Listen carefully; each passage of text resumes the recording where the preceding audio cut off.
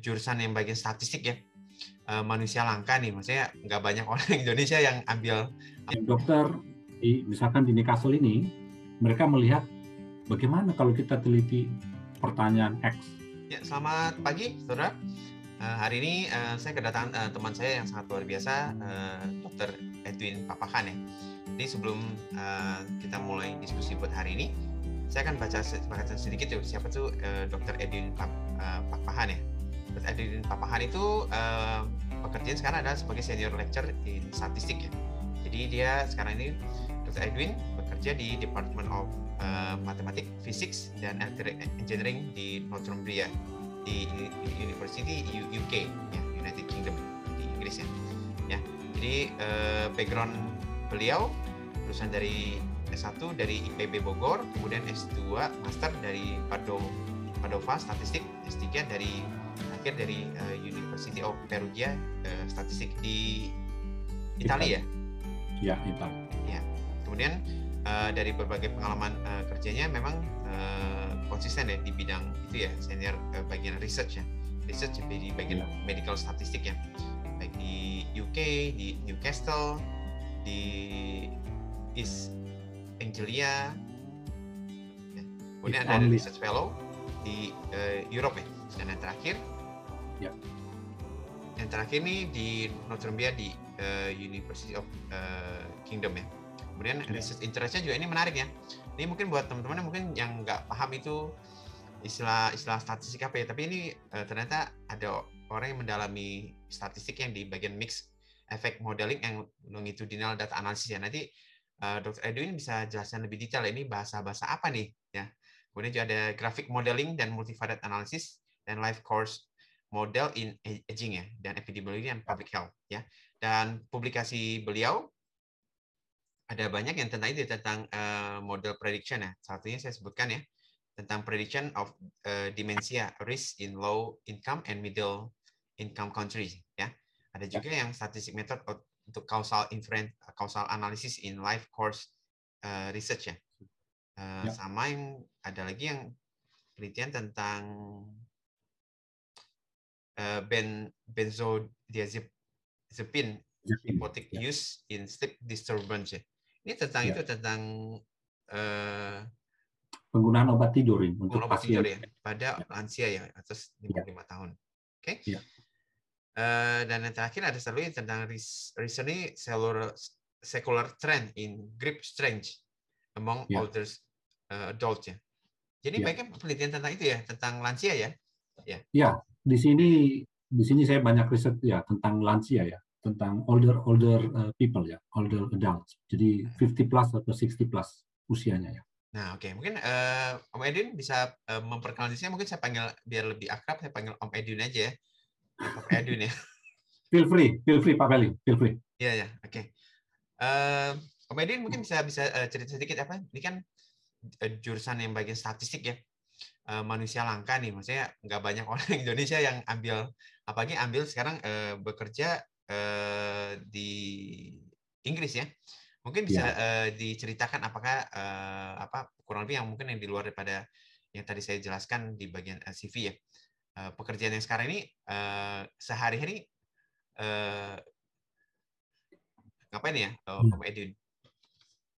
Ya, terima kasih Pak Peli. Jadi saya di sini officially-nya di Northumbria University di Newcastle, di Inggris, saya sebagai dosen, senior lecturer in statistics. Jadi kami punya grup research statistics dan saya masuk di medical statistics.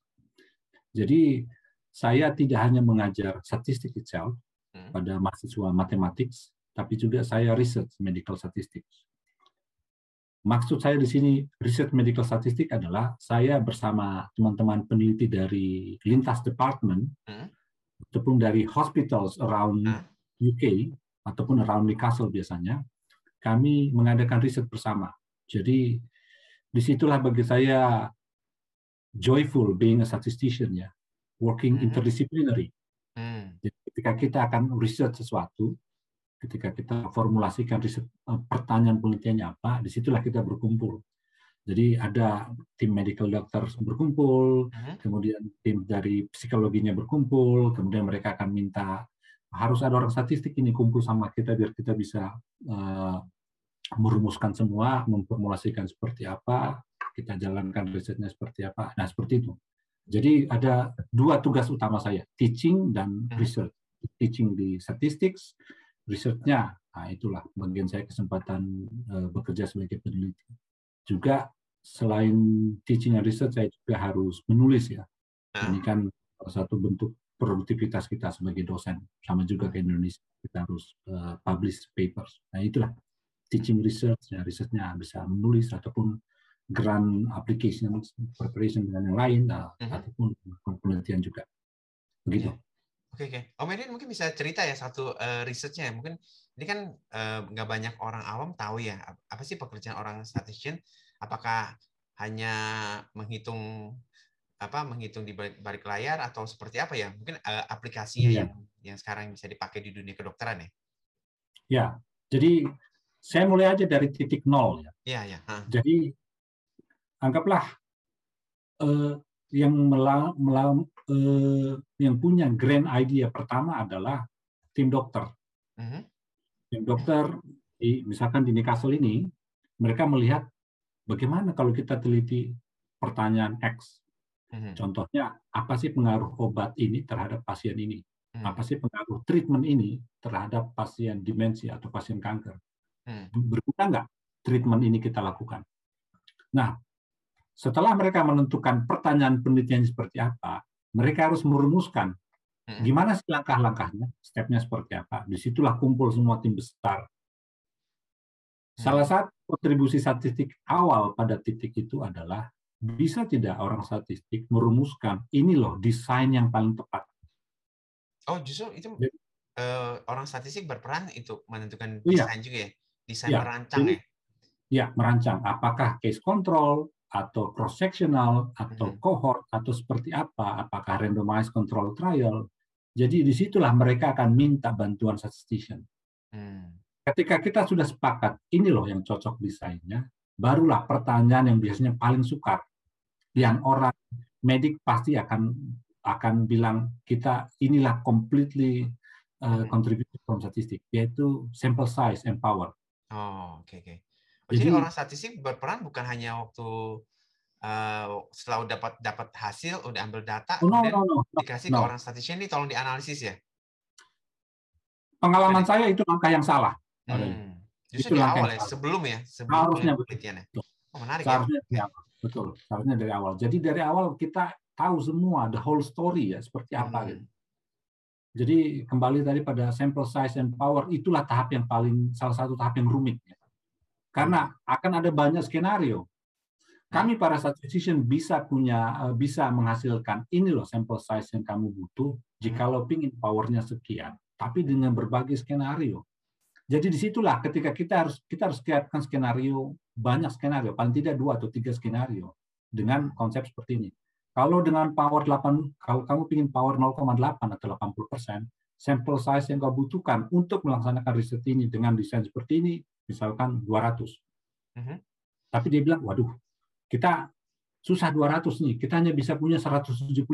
Apa konsekuensinya? Kami hitung lagi. Dengan desain buat teman-teman, apa itu power ya? Oke.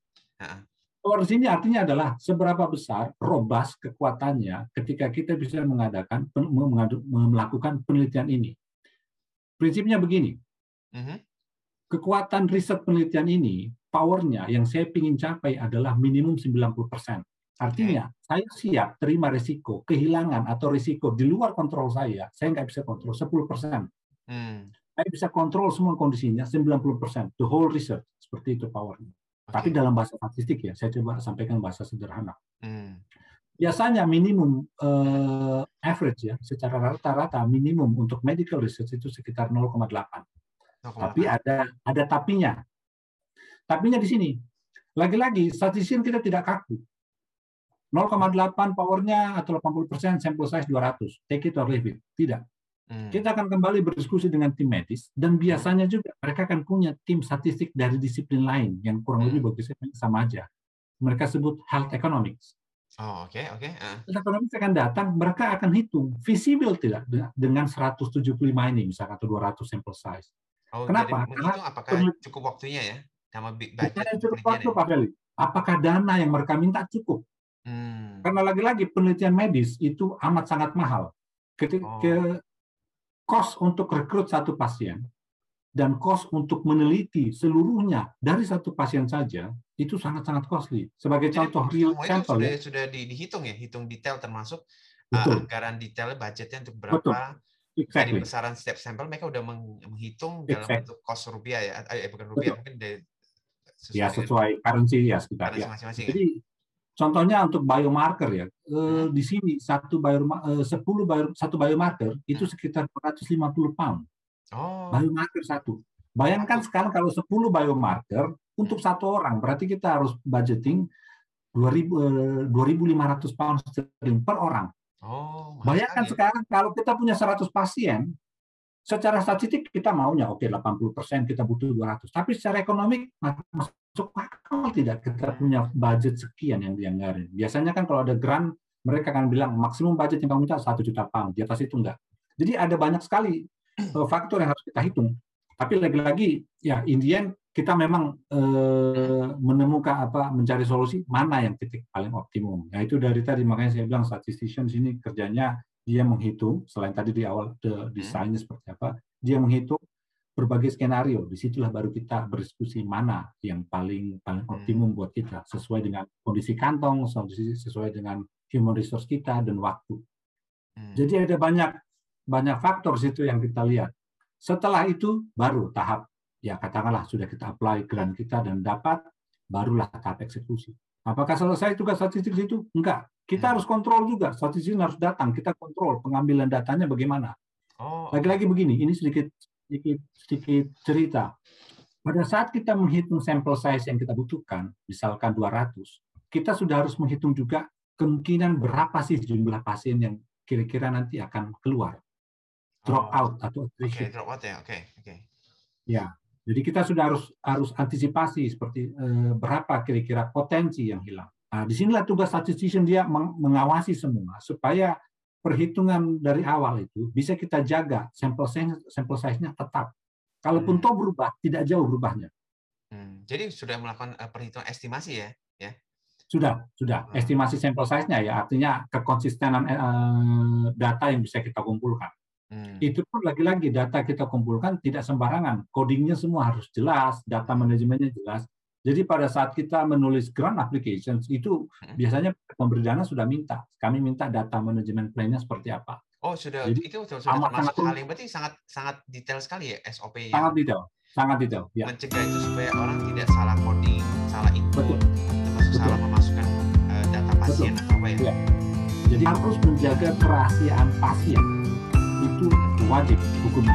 Pasien stroke misalkan. Tentu kalau nggak bisa kita nggak bisa ambil pasien stroke sembarangan kan.